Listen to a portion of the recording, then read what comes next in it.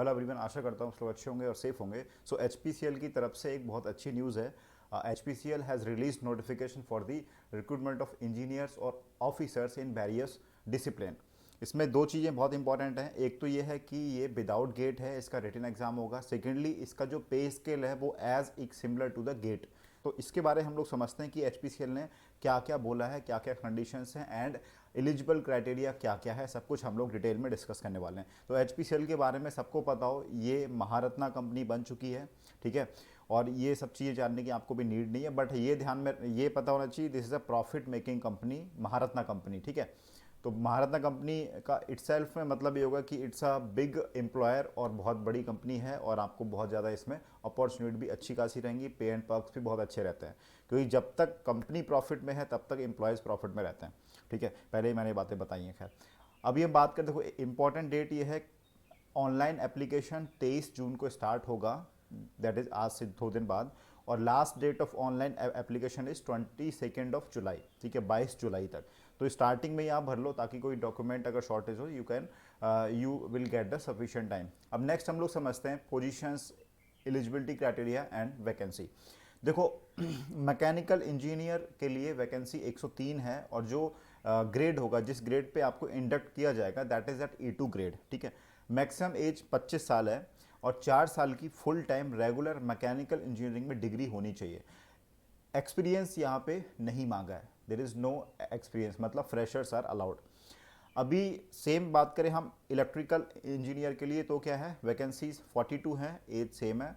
Instrumentation engineer vacancy 30, civil engineer 25, chemical engineer 7, formation systems officer E2 grade pay vacancies 5 हैं, 25 साल की as. Officer in UP में बात करें, तीन क्राइटेरियाज हैं, हम कह सकते हैं 3 इसेंशियल क्वालिफिकेशंस हैं। एक तो बीटेक होना चाहिए इन दीज डिसिप्लिन, उसके बाद में आपके पास एक डिप्लोमा होना चाहिए in the industrial safety which is recognised by the state government, ठीक है। अगेन थर्ड चीज़ आपके पास होनी चाहिए, you must possess adequate knowledge of Hindi, Hindi की नॉलेज आपको होनी चाहिए। ऑफकोर्स अगर आप यूपी में रह रहे हैं तो हिंदी की नॉलेज तो होगी आपके पास।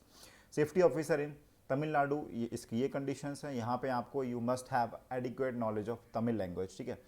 Again safety officer Kerala, safety officer Goa. अब बात करते हैं फायर एंड सेफ्टी ऑफिसर, ठीक है। इसमें वैकेंसीज कम है, 2 वैकेंसी हैं। इसमें बीटेक के साथ साथ में आपके पास फुल टाइम डिप्लोमा और सर्टिफिकेट इन इंडस्ट्रियल सेफ्टी, ठीक है। क्वालिटी कंट्रोल ऑफिसर 2 साल का full time regular MSc in chemistry, ठीक है। अगेन ब्लेंडिंग ऑफिसर के लिए भी सेम है। चार्टर्ड अकाउंटेंट चाहिए, HR ऑफिसर चाहिए, welfare officer Mumbai, law officer, manager, senior manager electrical. इसमें क्या होना चाहिए कि आपको 4 साल की डिग्री के साथ साथ यहाँ पे एक्सपीरियंस भी है। अब देखो क्या है, मैकेनिकल की पोस्ट के लिए आप भर सकते हो। कौन कौन भर सकते हैं? जिसके पास मैकेनिकल में किया है डिग्री और मैकेनिकल एंड प्रोडक्शन से किया है, you are eligible.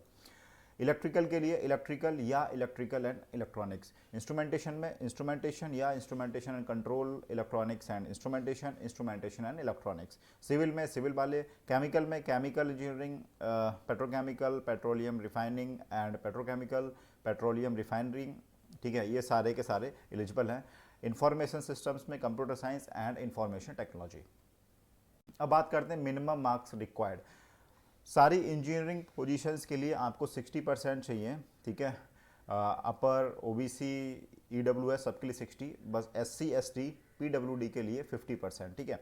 Again law HR में क्या हो, 60% तो सेम है, बट SC ST में क्या 55% चाहिए। चार्टर्ड अकाउंटेंट्स में क्या होना चाहिए, 50% इन CA final exam including group 1 and group 2। अब बात करते हैं हम लोग short listing and selection process की। देखिए सिलेक्शन प्रोसेस जो होगा वो 3 स्टेज में है। पहला आपका CBT होगा, उसके बाद में आपका होगा ग्रुप टास्क के बाद में आपका क्या होगा, पर्सनल इंटरव्यू। CBT में आपके जो एग्जाम्स होंगे वो that will B only of objective type questions, जिसमें पूछे जाएंगे विद नो नेगेटिव मार्किंग, ठीक है। इसमें 2 पार्ट्स होंगे, general aptitude and technical. General aptitude में क्या होगा, आपका इंग्लिश पूछा जाएगा, क्वांटिटेटिव एप्टीट्यूड होगा एंड आपका logical reasoning and data in interpretation, इससे क्वेश्चंस आएंगे। देन अगेन टेक्निकल नॉलेज का जो होगा एग्जाम, उसमें क्या होगा, आपका जो क्वालिफाइंग डिग्री है उससे पूछा जाएगा। नेक्स्ट यहाँ पे है जो details related to syllabus for CBT का सिलेबस क्या होगा, ठीक है, शॉर्ट लिस्टिंग मैथोलॉजी क्या होगी, ये एक सब कुछ ये क्या करेंगे अपनी साइट पे ये लोग अपलोड करेंगे कुछ दिनों में, ठीक है। अगेन हम बात करते हैं पे स्केल की। पे स्केल देखो E2 के लिए 50,000 टू 1,60,000 है, मैं इसकी करूँगा बात। इसका अप्रॉक्सीमेटली CTC आपका 16,26,000 रुपये है इनके हिसाब से, ठीक। 50,000 अगर आपका पे स्केल है तो मैं आपको बता दूं इन हैंड आपको 70 to 80,000 के बीच में आपको मिलेगा, including all these things, HRA, ठीक है। अब HRA डिपेंड करता है कौन सी सिटी में हो, उसके नीचे ऊपर नीचे जो है सैलरी हो सकती है, बट मेरे हिसाब से 70 to 80 आपको मिलना चाहिए, ठीक है, after cutting PF like these things, okay.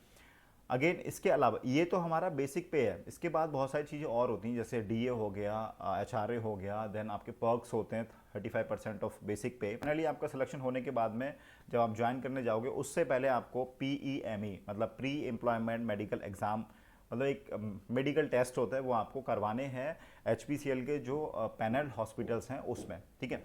Again placement और पोस्टिंग ऑल ओवर इंडिया आपकी कहीं भी हो सकती है, ऐसा कुछ नहीं है कि आप एक आपको चॉइस पोस्टिंग मिलेगी, और अगर आपको जो भी पोस्टिंग दी जाएगी यू कैन नॉट डिनाई, ठीक है। ये अब जब ज्वाइन करने से पहले आपको इस पेपर पे एक साइन लिया जाएगा कि you are ready to serve throughout the India, ठीक है। प्रोबेशन एंड रिटेंशन, प्रोबेशन 1 साल का होगा, 1 साल के बाद में आपको क्या होगा, you will be considered for the confirmation as per company policy. Again retention amount क्या है, पर मंथ 5,000 आपका कट किया जाएगा, जो कि आपको जब आपका प्रोबेशन पीरियड खत्म हो जाएगा then that will be refunded, ठीक है। Reservations as per central government, again कुछ इंपॉर्टेंट पॉइंट्स हैं, मैं वो उसको हाईलाइट करना चाहूँगा, बाकी अगर आपको इन डिटेल इन्फॉर्मेशन चाहिए किसी भी पॉइंट को लेके तो आप नोटिफिकेशन को थॉरोली पढ़िए उसको। तो कोई इंपॉर्टेंट चीज़ ये है, जो अप्रेंटिस लोग हैं जिन्होंने अप्रेंटिसशिप की है HPCL से, तो उनको 2 रिलैक्सेशंस मिलेंगे। एक तो है कि आप उनकी मैक्सिमम एज में 1 साल का रिलैक्सेशन मिलेगा, दूसरा उनका है कि 5% में टोटल CBT मार्क्स का एज अ ग्रेस मार्क्स दिए जाएंगे, ठीक है। एप्लीकेशन प्रोसेस ऑनलाइन है सारा का सारा, डेट मैंने बता दी, कहाँ अप्लाई करना है, इनकी साइट पे जाके आपको अप्लाई करना है। बाकी एप्लीकेशन फ़ीस जो है वो 1,000 रुपीज़ है, लेकिन टोटल GST लगने के बाद में आपको 1180 पे करना है।